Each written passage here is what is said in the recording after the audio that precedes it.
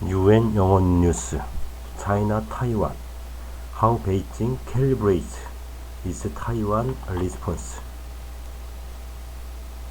The PLA's Eastern Theater Command oversaw the latest military exercises. China has again been staging military drills around Taiwan, but some experts say Beijing has dialed them down, as the island will hold a presidential election in 9 months, and it is in China's interest to see a victory by the opposition Kuomintang Party (KMT). No missiles have been fired near the island. The drills only lasted 3 days, and the U.S. politician who met President Tsai Ing-wen, House Speaker Kevin McCarthy, has not been sanctioned. Beijing's response when ex-Speaker Nancy Pelosi visited Taipei last August was harsher. The drills have become part of China's standard operational procedure after Ms. Pelosi's trip, says Professor Chen Shen-yan of Taiwan's National Chengchi University. They need to make their position known, but their reactions cannot be overboard. Timing is key. The Chinese Communist Party defeated the KMT in a civil war that ended in 1949, forcing the latter to flee to Taiwan, but in recent decades, the former rivals have found common ground in the 1992 consensus, a vaguely worded understanding that says there is only one China, which includes Taiwan. If Beijing continues its hardline rhetoric, it risks becoming the best campaigner for the independence-leaning Democratic Progressive Party (DPP) in the election, Prof. Yan says.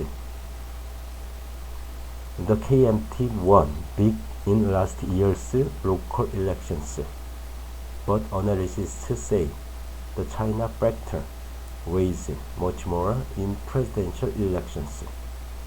China has adopted a carrot and stick strategy, says Professor Fang Yu-chan of Taiwan's Suzhou University.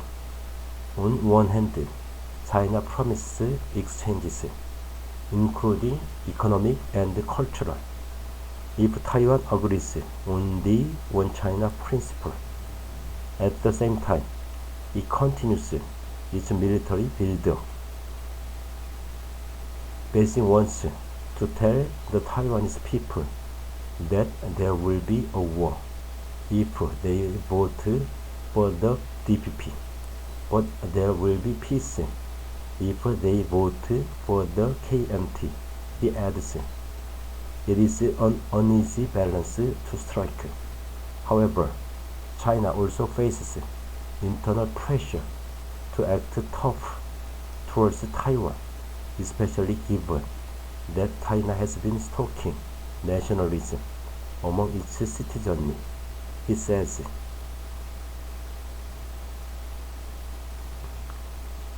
if China's military exercises aim to deter US and Taiwanese politicians from getting too close, it has achieved some success.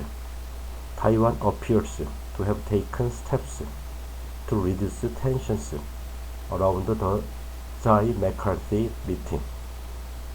Last July, Mr. McCarthy said he would like to lead a congressional delegation if he became the House Speaker.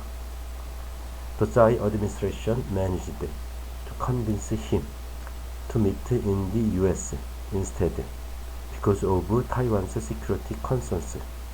The Financial Times reported, quoting sources, the US also tried to downplay the meeting, pointing out that it was Mr. Chi's seventh transit since taking power.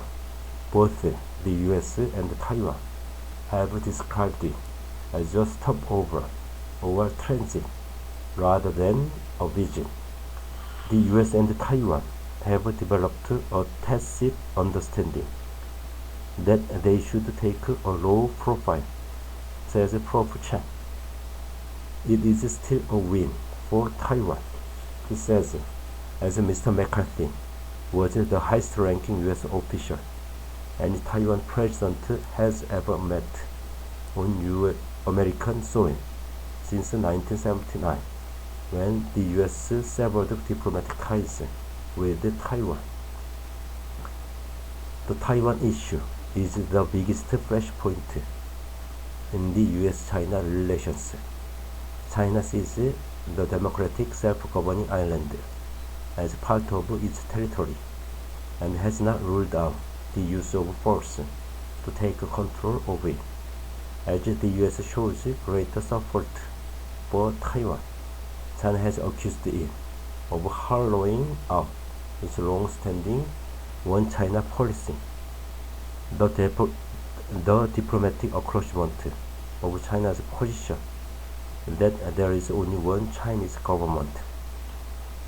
Under the policy, the US recognizes and has formal ties with China rather than the island of Taiwan, which China sees as a breakaway province to be unified with the mainland one day. But this is distinct from the One China principle, whereby China insists Taiwan is an inalienable part of One China to be unified one day. The US policy is not an endorsement of Beijing's position, and indeed, as part of the policy, Washington maintains a robust unofficial relationship with Taiwan, including continued arms sales to the island so that it can defend itself.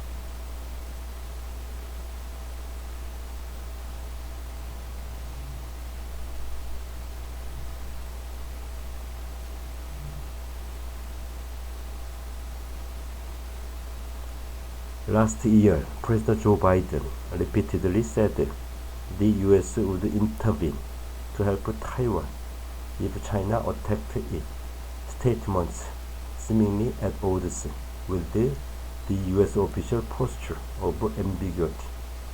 As part of its recalibration of its own forces in Asia, the US will carry out its biggest ever joint naval exercises with the Philippines starting on Tuesday.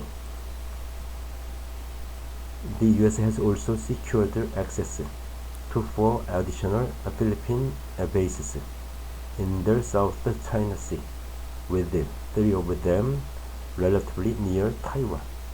In Taiwan itself, people have remained calm as the drills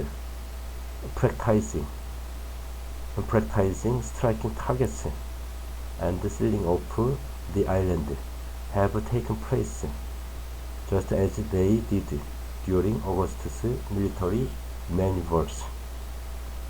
But Professor Yan is worried that the island may be lulled into a false sense of security.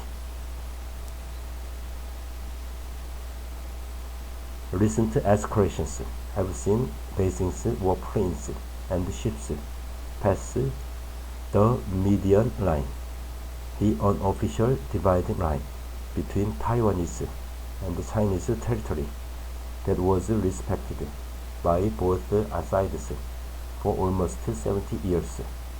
China may continue the drills in the future, and Taiwan wants to know how to respond if it attacks one day, he says.